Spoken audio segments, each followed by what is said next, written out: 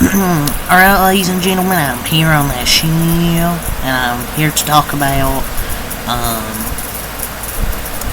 the Los Angeles Dodgers signing Kirby Yates. Thought they'd be done, but I don't know if it's going to be one of their last signings, because I don't know how else they could go out there and sign.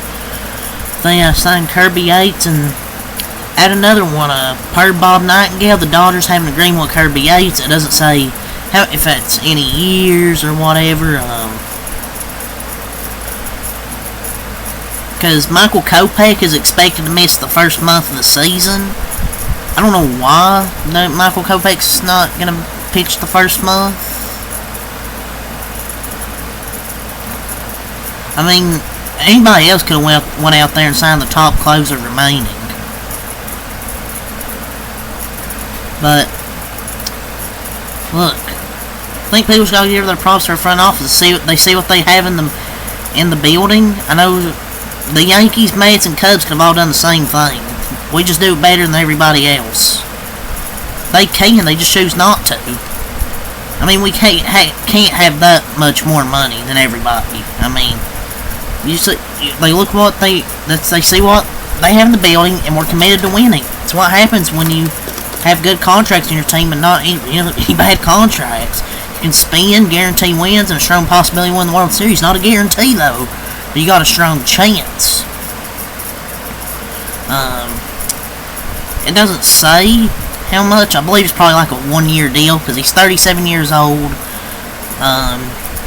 But it's his best chance of winning, so, I mean, I'm glad he's joining our team. I was hoping the Dodgers could have traded for him last season. A few days ago, the bullpen was the unit you could say might not be top 3, but so naturally they immediately put the Redskin Tanner Scott and Kirby Yates.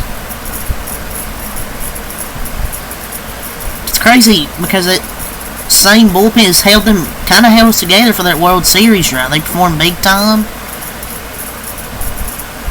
Our offense stepped up, but it was really the pitching. Those guys out of the bullpen that helped. And Kopech's going to be out for the first month. He was dealing with a forearm issue, I think. But I don't know. He's going to be out at least a month. We have the best lineup, best rotation, best bullpen.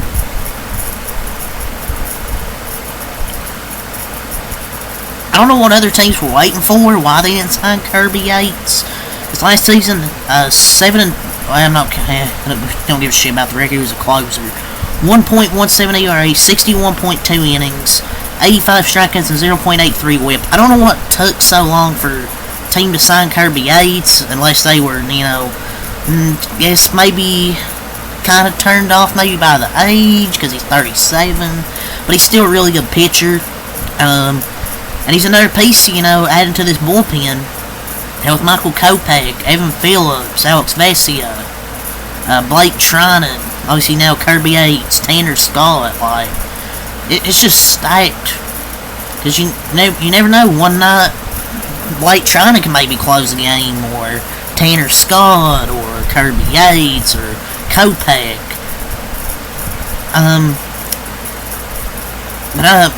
The news was confirmed by Bob Nightingale. Dodgers and Kirby Yates are in a contract. It's probably like a 1-year deal. And it makes sense, because since Kopech's going to miss probably the first month of the season. And he's 30, and this Kirby Yates. Kirby Yates is 37 years old, man. He wants to go to the best situation where he can win. Because going with another team, I just don't know if he's going to have the best shot.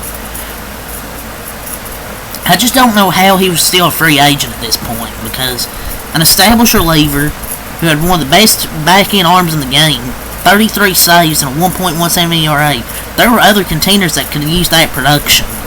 Every single team has passed on him at this point. Why couldn't, say, the Yankees or the Mets do this? I mean, it's not like he's a big contract. It's probably like a 1-year deal. How are players like Bregman, Profar, Alonso, how are those guys still free agents at this point? I don't know how every team was passing up on them.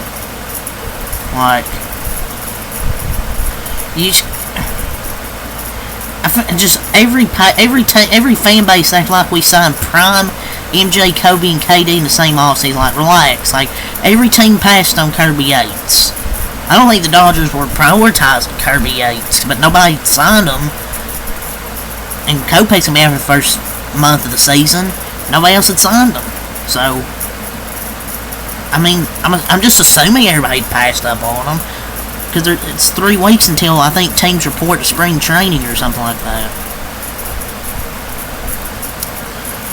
But Kirby Yates was, among relievers, he was 2nd in ERA, 1st in average, 6th in K rate, 8th in whip, tied 8th in AD4, 10th in FIP, and 12th in K to walk ratio.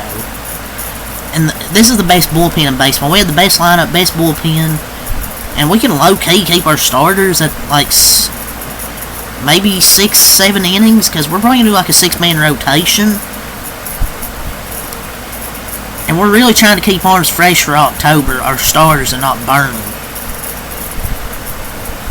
I think our bullpen's the best. It's either, I think the Guardians are up there. And Joe Kelly was never getting re-signed. He'd be like the 12th best arm in the bullpen. So, my only concern is, I guess, signing him. He's 37, but I still think it's a good signing regardless. I think it's going to work out. And some info on Michael Kopech. He dealt with a form issue throughout the postseason, but it was not deemed to be anything he couldn't pitch through. Hopefully, it's not any worse. But, yeah, last thing I'll say is I really like this signing of Kirby Yates. Like, Blake Snell, Sasaki, Tanner Scott, Kirby Yates, Blake trying to back Teoscar back, getting Michael Conforto. This offseason was meant to get rid of any weaknesses we had. Like, Freeman wasn't joking when he said he wanted to do everything possible to not have to buy, like, during the season trade deadline, because I don't think we really have to trade for anybody, to be honest. Like, this is just an A++ off season. So, yeah, that's really all I gotta say here for this video. So until next time, I'm out. Peace.